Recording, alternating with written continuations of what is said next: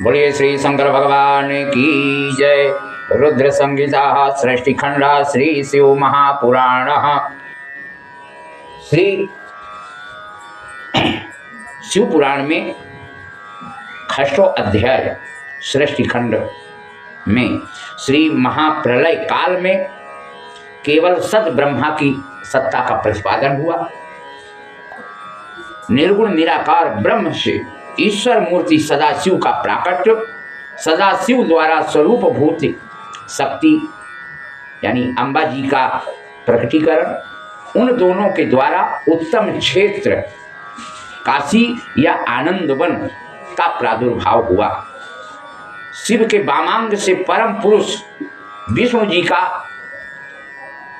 आविर्भाव हुआ, प्राकट्य हुआ तथा उनके द्वारा सकाश से प्राकृतिक तत्वों की क्रमशः उत्पत्ति का वर्णन किया हुआ है। ब्रह्मा जी से सभी सूतगण बोलते हैं, पूछते हैं कि हे परमपिता, आप जगत के उपकार में ही लगे रहते हैं। आपने लोगों के हित की कामना से यह बहुत उत्तम बात बताते हैं।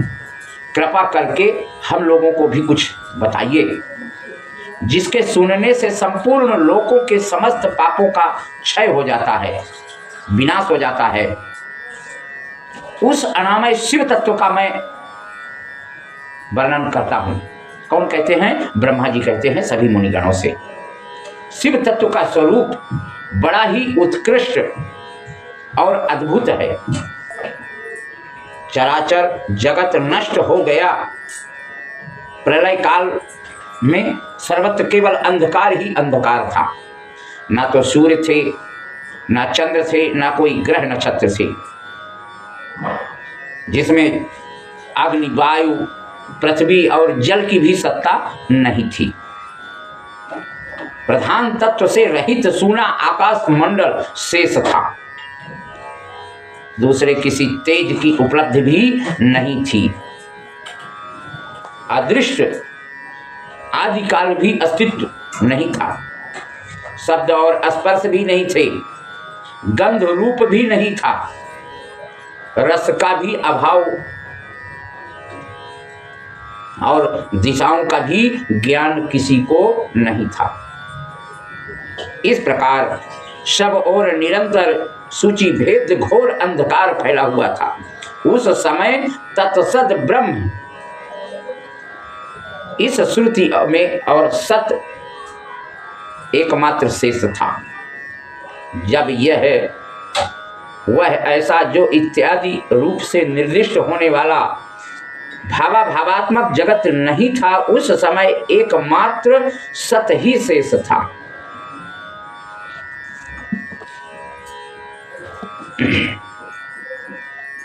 विशेष विवरण में वह सत्य ज्ञान स्वरूप अनंत परमानंदमय परम ज्योति स्वरूप अप्रेय आधार रहित निर्विकार निराकार निर्गुण योगी गम सर्वव्यापी सर्व सबका एकमात्र कारण अद्वितीय अनंत संकोच विकास से शून्य और चिन्मय थे। तब एक समय परम ब्रह्म के विषय में ज्ञान और अज्ञान से पूर्ण उक्तियों द्वारा इस प्रकार विकल्प किए गए हैं। उन्होंने कुछ काल के बाद द्वितीय होने की इच्छा प्रकट की, क्योंकि अकेले परम ब्रह्म परमात्मा उन्होंने अपने ही मन में इच्छा प्रकट किया कि अब एक से दो होना चाहिए। उनके भीतर एक से अनेक होने का संकल्प उदित हुआ। तब उस निराकार परमात्मा ने अपनी लीला शक्ति से अपने लिए आकार की कल्पना की, मूर्ति बनी। और वह मूर्ति संपूर्ण गुणों से संपन्न, सर्वज्ञानमयी, सर्वव्यापिनी, सर्वरूपा, सर्वदर्शनी, सबकी एकमात्र वंदनीय, सर्वाद्या, सब कुछ देने वाली और संपूर्ण संस्कृतियों का केंद्र थी। उस मूर्ति रहित परम ब्रह्म, उसकी मूर्ति आकार भगवान सदाशिव है। अर्वाचीन और प्राचीन विद्वान भी उन्हीं को ईश्वर कहते हैं। निराकार ओंकार मूलम तुरीयम गिरा ज्ञान गोतीतमीशम गिरीशम। उस पराशक्ति को प्रधान प्रकृति गुणवती स्वेच्छा अनुसार विहार करने वाले उन सदाशिव ने अपने विग्रह से स्वयं ही एक स्वरूप भूता शक्ति की सृष्टि की, जो उनके अपने श्री अंग से कभी अलग होने वाली नहीं थी। उस पराशक्ति को प्रधान गुणवती माया बुद्धि तत्व की जननी तथा विकार रहित बताया उन्होंने, समझा। वह शक्ति अंबिका कही गई। अंबिका का प्राकट्य हुआ। बोलो अम्बे मैया की जय। उसी को प्रकृति सर्वेश्वरी त्रिदेव जननी नित्या मूल कारण भी कहते हैं। सदाशिव द्वारा प्रकट की गई उस शक्ति की 8 भुजाएं, मुख की शोभा विचित्र है। वह अकेले ही अपने मुख मंडल में सदा पूर्णिमा के 1 सहस्त्र चंद्रमाओं की कांति धारण करती है। नाना प्रकार के आभूषण श्री अंगों को शोभित करते हैं। नाना प्रकार की गतियों से संपन्न है। उसके नेत्र खिले हुए कमल के समान जान पड़ते हैं। ऐसे जगत जगाती रहती हैं। एकाकिनी होने पर भी वह माया संयोग वशत अनेक हो जाती हैं। वे जो सदा शिव हैं उन्हें परम पुरुष ईश्वर शिव शंभु और अनीश्वर कहते हैं। वे अपने मस्तक पर आकाश गंगा को धारण किए। उनके भाल देश में चंद्रमा शोभा पाते हैं। उनके 5 मुख हैं, 3 नेत्र हैं। 5 मुख होने के कारण वे पंचमुख कहलाते हैं, जिनका चित्त सदा प्रसन्न रहता है। वे 10 भुजाओं से युक्त और त्रिशूलधारी हैं। श्री अंगों की प्रभा कपूर के समान श्वेत गौर है। वे अपने सारे अंगों में भस्म रमाए रहते हैं। उन काल रूपी ब्रह्म ने एक ही समय शक्ति के साथ शिवलोक नामक क्षेत्र का निर्माण किया। उस उत्तम क्षेत्र को ही काशी कहते हैं। वह परम निर्वाण का मोक्ष का स्थान जो सबके ऊपर विराजमान है। हे मुनीश्वरों, शिव और शिवा ने प्रलय काल में भी कभी उस क्षेत्र को अपने सानिध्य से मुक्त नहीं किया, अपने से दूर नहीं किया। इसलिए अभिमुक्त क्षेत्र भी उसको कहते हैं। वह क्षेत्र आनंद वन है, आनंद का हेतु है। इसलिए पिनाकधारी शिव ने पहले उसका नाम आनंद वन रखा था। उसके बाद अभिमुक्त होने के नाम से वह प्रसिद्ध हुआ। हे देवर्षियों, हे ऋषियों, आनंद वन में ही रमण करते हुए शिवा और शिव के मन में यह इच्छा हुई कि किसी दूसरे पुरुष की भी सृष्टि करनी चाहिए, जिस पर सृष्टि संचालन का महान भार रखकर हम दोनों केवल काशी में रहकर इच्छा अनुसार विचरण करें और निर्वाण धारण करें।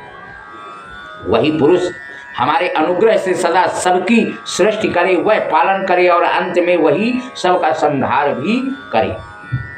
यह चित्त एक समुद्र के समान है।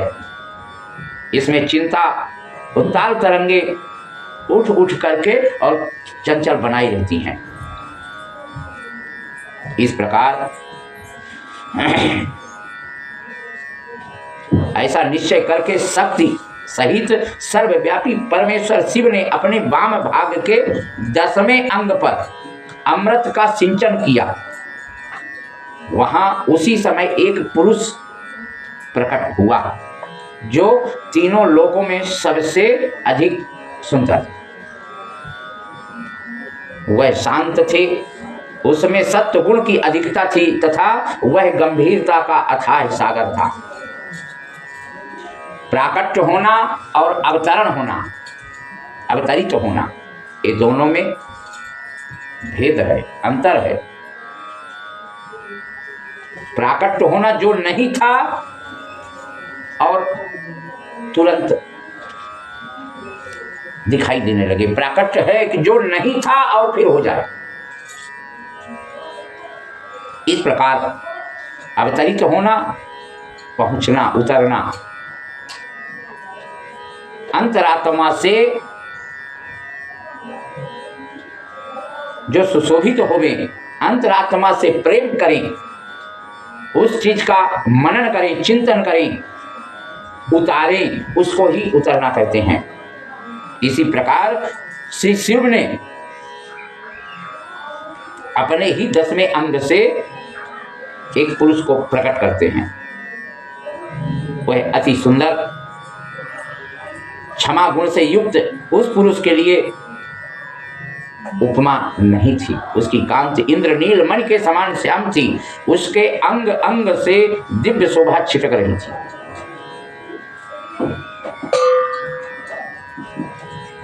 इसी प्रकार श्री अंगों पर सुवर्ण सदृश कांति वाले 2 सुंदर रेशमी पीतांबर शोभा दे रहे थे।